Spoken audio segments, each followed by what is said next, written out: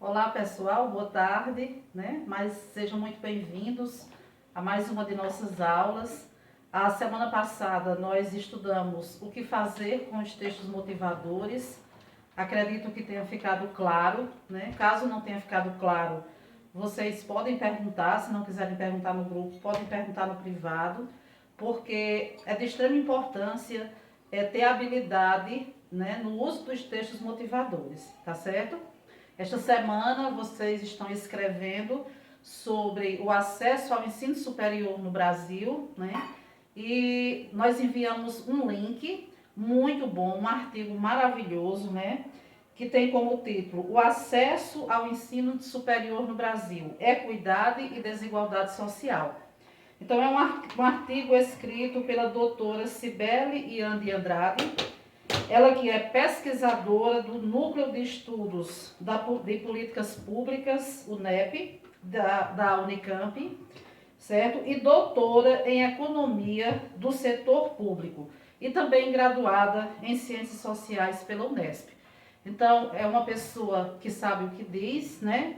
E vale a pena vocês fazerem uma leitura a respeito de como está o acesso ao ensino superior no Brasil, né? É bem verdade que a partir dos anos 90 nós tivemos a universalização do ensino fundamental no Brasil, nós tivemos um maior acesso ao ensino médio, né? Mas infelizmente hoje, segundo dados da OCDE, nós temos apenas 21% de brasileiros que conseguiram concluir o ensino superior, né? E aí nós nos perguntamos, e onde estão os outros 79%? Né? Por que eles não estão nas universidades? Não existem universidades para todos? Essa carência, né? Essa grande lacuna de acesso às universidades tem a ver com a desigualdade social, tem a ver com as pessoas consideradas ao longo da história menos favorecidas, né? Tem a ver com a raça, e aí ela faz todo um estudo mostrando que tem a ver também com a qualidade de ensino no nível básico. Por quê? Quando nós vamos observar os dados do PISA, né, nós somos um país em que nossos índices estão muito a desejar, né? Nós estamos ocupando praticamente as últimas colocações a nível mundial. Então, muitas pessoas concluem, hoje no Brasil, concluem o ensino médio, mas não têm condições de dar continuidade à sua vida acadêmica devido à falta de letramento, devido à má qualidade do ensino fundamental e do ensino médio, né? Que nós temos ainda essa realidade aqui no país. Então, acesso é uma palavra-chave aí do texto de vocês, né, do tema de vocês.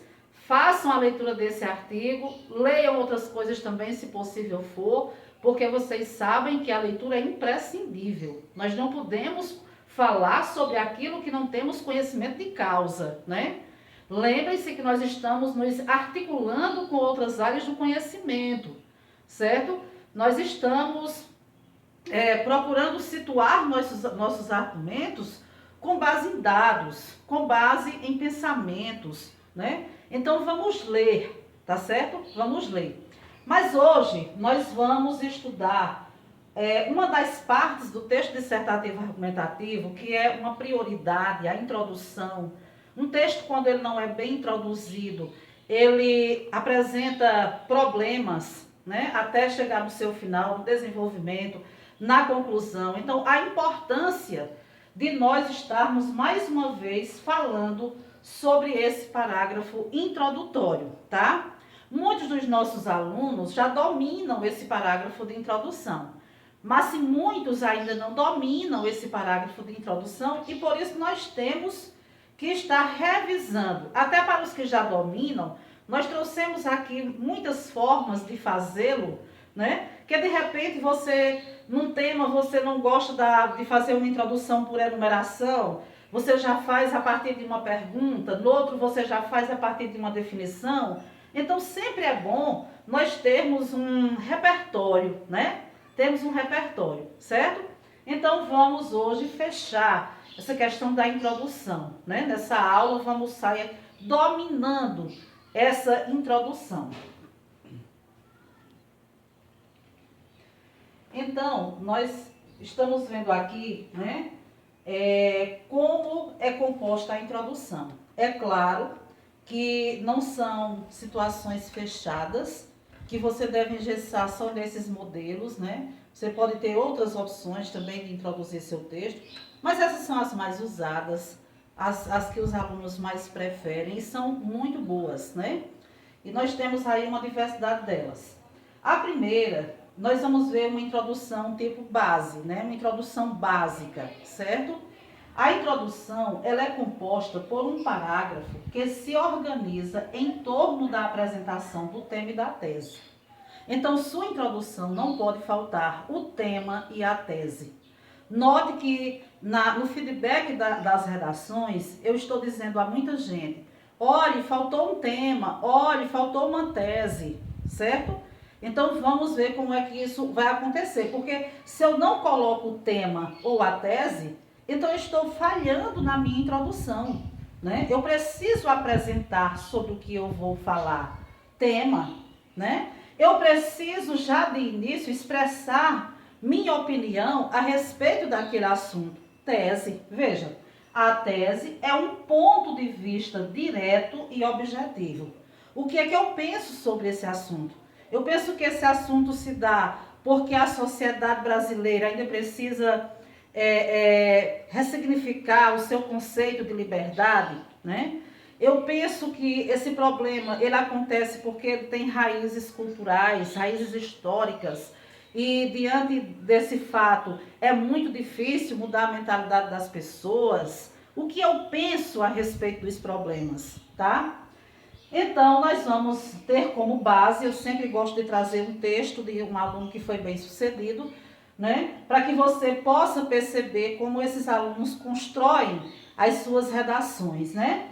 Então, nós temos aqui a redação Enem Nota 1000, no exame de 2017, do Marcos Vinícius. Então, Marcos Vinícius, ele escreveu assim, a redação era a respeito dos surdos, né? O acesso à educação para os surdos no Brasil. Então ele disse, no Brasil, o início do processo de educação de surdos remonta ao segundo reinado. Então ele começa aí introduzindo o seu texto, trazendo o início de tudo, né? Ele sabia desse fato histórico, então ele aproveitou-se desse fato histórico. Ele sabia que todo esse processo havia começado no segundo reinado, né? Disse aqui, no entanto, né? No entanto, olha os elementos sequenciais, minha gente. A coesão textual, a competência 4, né? Normalmente, não sempre, nós vamos ter as frases, as orações, né? As palavras dentro dos períodos, elas têm os seus elementos sequenciadores.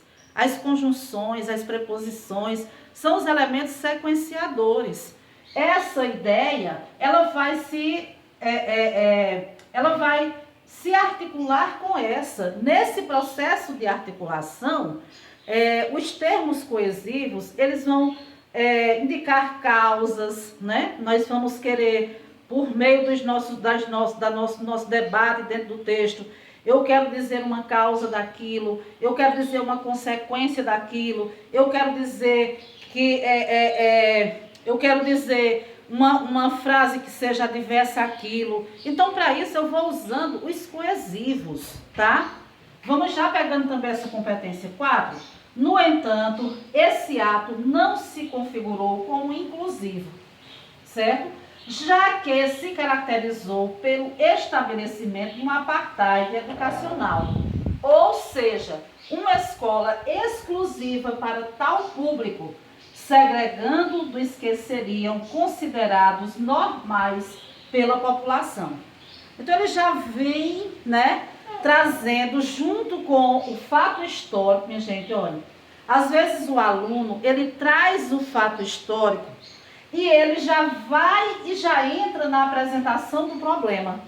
E eu costumo dizer assim a meus alunos, dê uma explicadinha nesse fato histórico, né?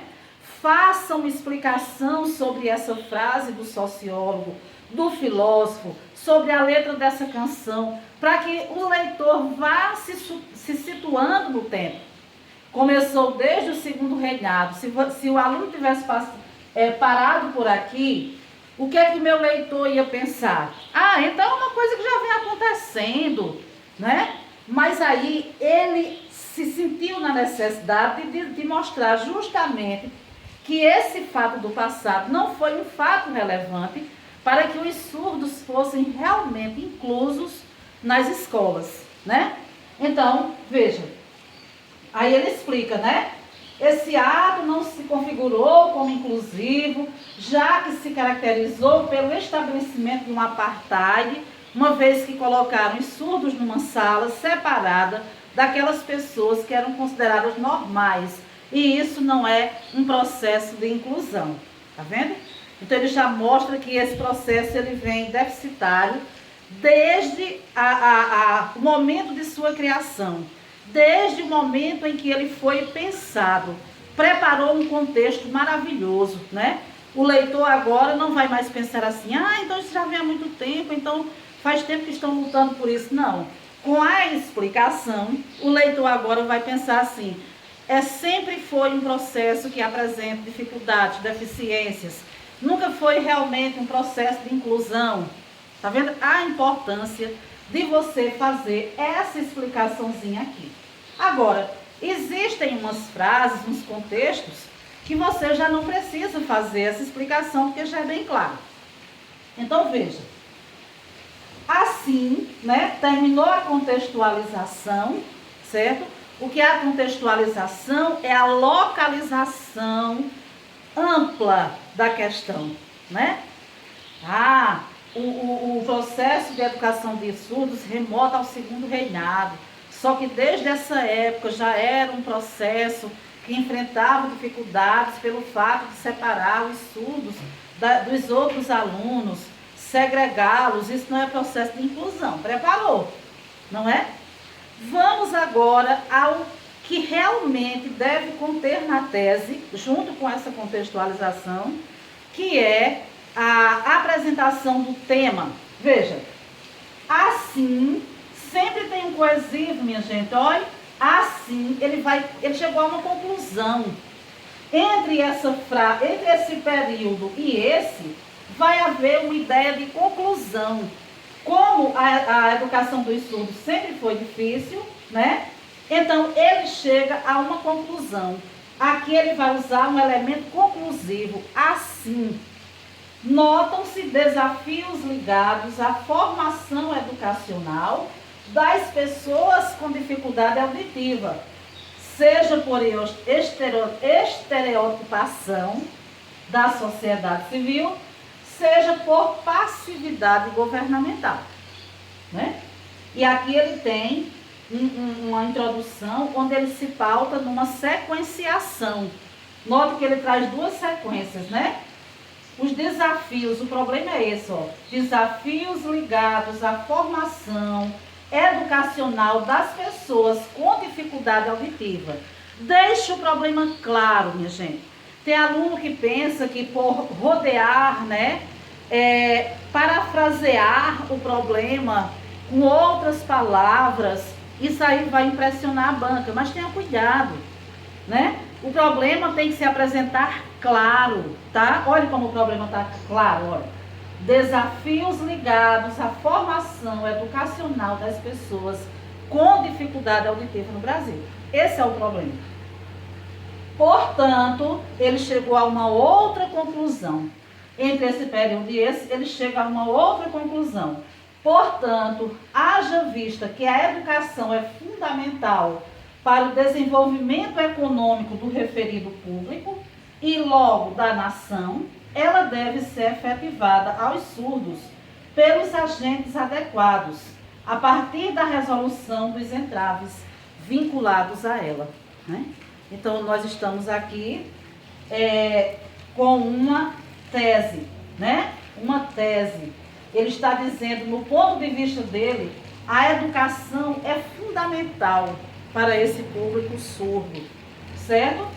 para o desenvolvimento econômico do país. Não se faz desenvolvimento econômico sem educação. Não se faz desenvolvimento social, transformação social sem educação, né? E ele está dizendo que para esse público, e se é importante para esse público, logo também vai ser importante para a nação, né? Por isso que essa educação deve ser efetivada para os surdos, né? Pelos agentes adequados. E aí no desenvolvimento ele já vai dizer quem são esses agentes adequados, né? A partir da resolução dos entraves vinculados a ela. Eles vão agir a partir, né, da resolução dos entraves, certo? Que estão vinculados a ela. Então, note essa introdução, né? Vejamos bem, minha gente, como foi essa introdução. Buscamos na história uma referência, né? Mostramos que, apesar da passagem do tempo, esse processo não foi eficiente aqui no Brasil, né? Mostramos que esse processo ele é desafiador, né? Para esse público que tem dificuldade auditiva, o problema, né? Porque existem os estereótipos sociais, né? Que é o preconceito social. Existe a passividade governamental, né? O governo que poderia se empenhar mais, né? Realmente promover, porque é da obrigação do governo promover o bem-estar das pessoas, né? Então, por causa disso, o problema está vigente, né? E aí, na opinião dele, no ponto de vista dele, a educação é fundamental. Aí a tese, né? Veja que aí nós temos a tese. A educação é fundamental para o desenvolvimento econômico e, consequentemente, o desenvolvimento da nação. Por isso que ela tem que ser efetivada também para esse público, para que esse público também possa dar a sua colaboração, que é um direito, né, de todo cidadão ter o acesso à educação, né? Cidadania, tá? Então, uma introdução muito bacana, uma introdução nota 1000, com 3 partes. Estão percebendo, né?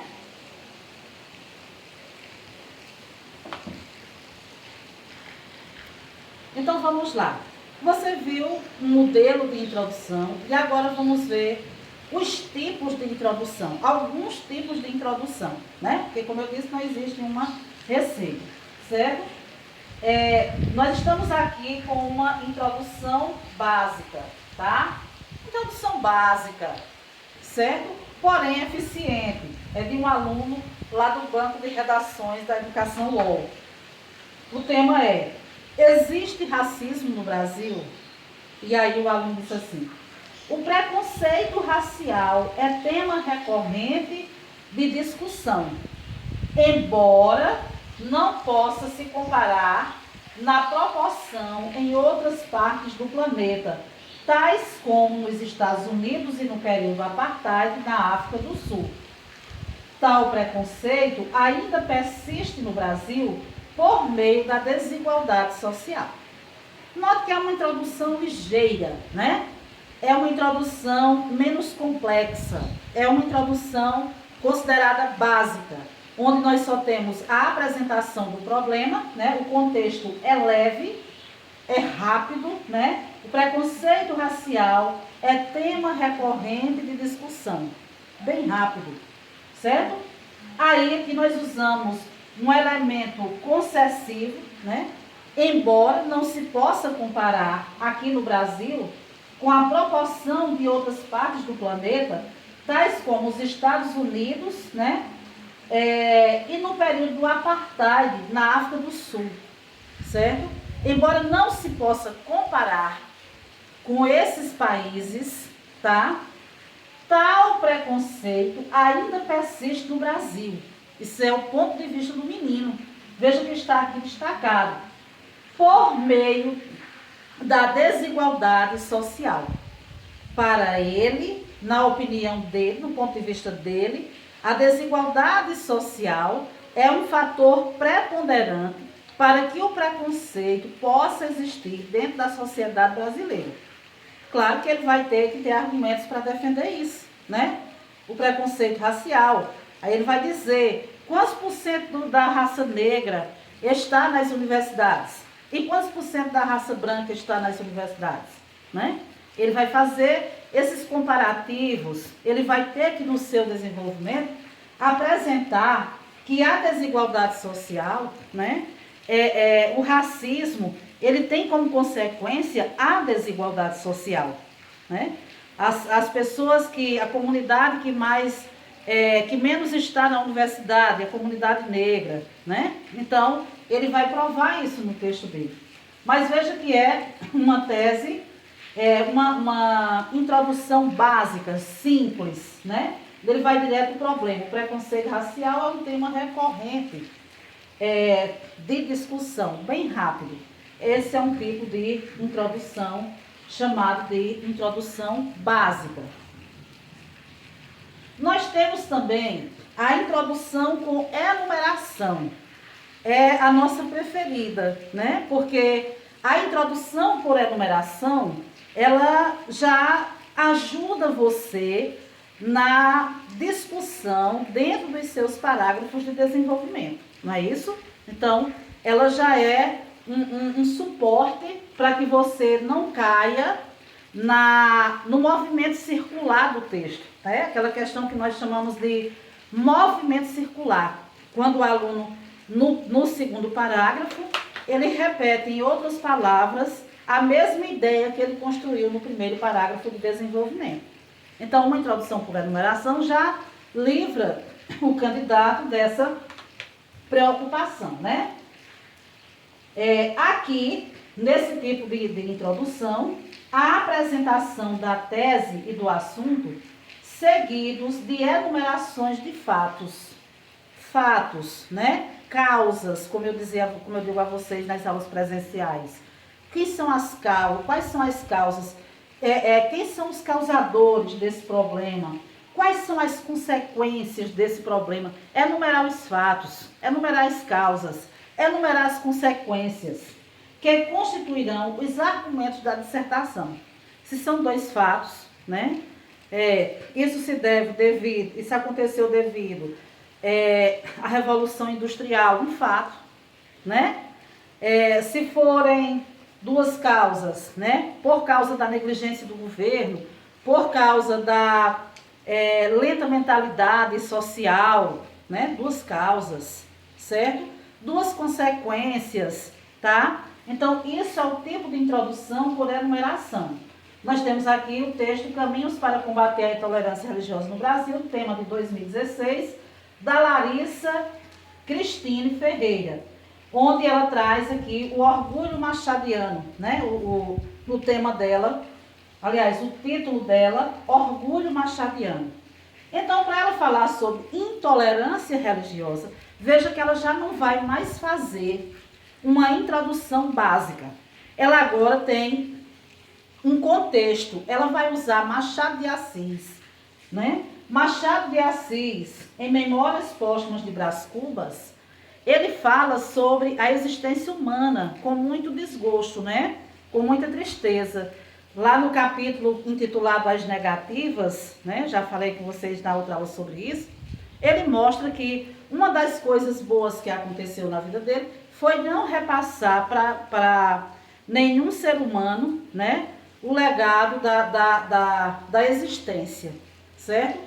Então, ele pega essa ideia machadiana e diz: Brás Cubas, o defunto autor de Machado de Assis, diz em suas memórias póstumas que não teve filhos e não transmitiu a nenhuma criatura o legado da nossa miséria. Fecha aspas, né? Isso aqui foi Machado de Assis, que disse do capítulo das negativas. Porque para ele, né, para o autor do texto, a intolerância religiosa é uma miséria da criatura humana, né? A intolerância religiosa ele vai colocar aqui como miséria. Olhe se ele já vai entrar no problema ou se ele vai explicar um pouquinho. Ou se ele já vai dizer, né? Semelhante a isso, o preconceito religioso aqui no Brasil, como muitos dos nossos alunos estão fazendo assim. Vamos ver se ele vai logo agora no problema. Ele vai dizer: talvez hoje ele percebesse acertada a sua decisão. Ele está fazendo uma ressalva, uma explicaçãozinha aí, certo? Do contexto que ele está usando. Ele percebesse acertada a sua decisão, a decisão de não ter filhos. 2 pontos. A postura, que decisão é essa? A postura de muitos brasileiros frente à intolerância religiosa. Olha o problema, olha o tema que tem que ter na introdução. É uma das faces mais perversas de uma sociedade em desenvolvimento. Você perceba que aqui o aluno, ele não foi direto ao problema. Semelhantemente, né, a postura de muitos brasileiros frente à intolerância religiosa é uma das faces mais perversas de uma sociedade em desenvolvimento. Não. Ele não fez uma explicação tão ampla como a anterior, mas ele envolveu o contexto dentro do tema. Talvez hoje ele percebesse acertada sua decisão, né? Aí ele vai explicar por que ele percebesse acertada a sua decisão. A postura que muitos brasileiros fazem, tratam, né? As diversas escolhas religiosas é uma das fases mais perversas de um país em desenvolvimento, certo? Apresentou o tema, a intolerância religiosa. Claro, um problema claro. Não saiu rodeando não, né? Apresentou as palavras de forma bem direta, bem objetiva. Intolerância religiosa. Com isso, né, para que esse período se una a esse, eu tenho aqui agora uma ideia de conclusão. Com isso, surge a problemática do preconceito religioso, que persiste intrinsecamente ligado à realidade do país. Esse é o ponto de vista dele. Devido a isso, né, essa questão da perversidade da sociedade, surge a problemática do preconceito religioso, porque a sociedade é perversa. Na opinião dele, a sociedade é perversa, né? E aí ele enumera 2 situações, 2 causas, seja pela insuficiência de leis, né? Seja pela insuficiência de leis, seja pela lenta mudança de mentalidade social. 2 causas. Uma introdução a partir de uma enumeração, certo? O que está em vermelho é a tese, o que está em azul é a enumeração, ok?